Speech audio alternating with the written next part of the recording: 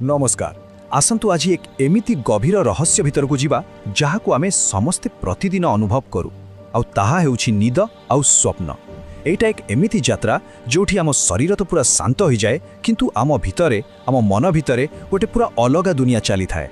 तेबे सबुठु बड़ आउ मजादार प्रश्न हेउछि जेतेबेले आमे सोई पड़ू आम भितरे थिबा आत्मा प्रकृति जाए कुआड़े?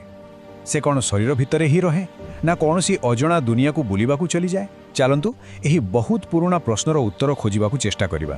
हेले यही यात्रा विषय जानिबा आगरु आमको आग यात्री विषय जानिबाकू पड़िबो आउ सेही यात्री होउछि आम निज आत्मा। तेबे आसंतु प्रथमे बुझिबा जे हिंदू दर्शन अनुसार यही आत्मार प्रकृत स्वरूप बा प्रकृति कौन।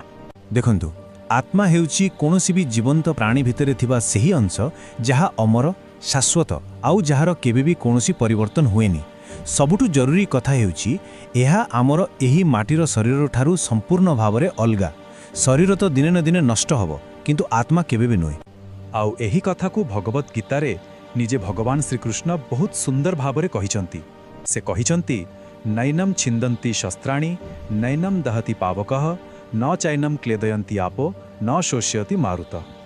एहार अर्थ हेउछि आत्मा को कौनसी अस्त्रशस्त्र काटी पारिबनी, निया ताकू जळाई पारिबनी, पानी ताकू भिजेई पारिबनी कि पवन भी ताकू सुखै पारिबनी। तो एठी गोटे सीधासळख पार्थक्य देखा जाउछि नुहे कि गोटे पटे अछि आम शरीर जहा किछि समय पाई जहा सबु बेले बदलुछि और दिने ना दिने नष्ट होई जिवो, और अन्य पटे अछि आत्मा जहा सबु दिन पाई जहा केबे भी बदलेनी, अविनाशी और एई दुनिया रे जहा भी हेउछि तार केवल जणे नीरव साक्षी। ओके, तेबे आत्मा विषय तो जानिले एबे चलंतु स्वप्नर सही रहस्यमय दुनिया भितर को जिबा। जानती स्वप्न केवल मनर एणुतेणु कल्पना नुहे बरं यह एक एमिथि जगह जोठी आत्मा बेले बेले बहुत गभीर आ दिव्य अनुभूति भी पाई पारे। आउ एही कथा को बुझिबा पई महाभारतर गोटे बहुत सुंदर कहानी अछि। कथाटा हेउछि महाभारत युद्ध आरंभ हेबा ठीक पूर्वर। सेतेबेले महायोद्धा अर्जुन बहुत गभीर चिंता आउ द्वंद्वरे बुड़ी रहिथिले। भावंतु टिके निजेर भाई जेजे बापा गुरु एमानक विरुद्ध रे से केमिति बा युद्ध करिवे ए कथा भाबी भाबी से एकदम व्यस्त होई पड़िथिले। आ सेही अशांत मनरे से केवल भगवान श्रीकृष्ण को ही मने पकाउथिले और सेमिति भाबू भाबू सोई पड़िले। आउ सेई रातिरे अर्जुन गोटे अद्भुत स्वप्न देखिले। से देखिले जे स्वयं श्रीकृष्ण गोटे दिव्य ज्योति भितरे तांको सामनारे छिड़ा होइछंती। आउ से कहउछंती, हे अर्जुन, यह केवल एक साधारण स्वप्न नुहे, यह हेउछि आत्मार एक दिव्य अनुभव। तेबे श्रीकृष्ण बुझेइले जे देख, स्वप्न हेउछि आम मन भितरे लुचि रहिथिबा भावना, इच्छा आउ भयर गोटे प्रतिफलन। आउ एही सब अनुभव भितरे आत्मा किछि करेनी, जे केवल जने दर्शक बा साक्षी होई सबु देखुथाए।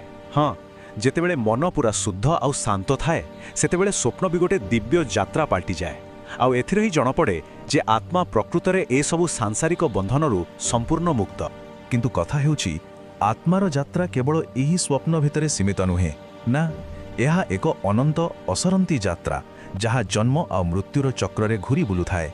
आउ एही चक्रर मूलरे अछि दुईटी जिनिस, कर्म आ पुनर्जन्म। एहाकू बुझिबार सबुठु सहज उपाय होउछि जेमिति आमे पुरुणा चिराफटा कपड़ा बदली नुआ कपड़ा पिंधु, ठीक सेमिति आत्मा गोटे पुरुणा जलाजीर्ण शरीर को छाड़ी गोटे नुआ शरीर धारण करे। बस एतिकी ही एही पूरा चक्र को कहा जाए संसार। आउ एहा केमिति काम करे देखंतु, प्रथमे आत्मा गोटे शरीर को आसे, किछि समय परे से शरीर नष्ट हो जाए। तापरे आत्मा निज सह निजर सबु संचित कर्म को नेई की जाए।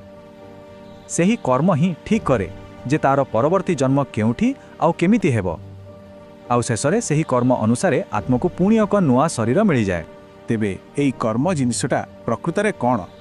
कर्म हेउछि जने व्यक्तिर केवल एही जन्म नुहे बरं तार पूर्व जन्म मानकर सबु काम आउ तार फलरा एक समष्टि।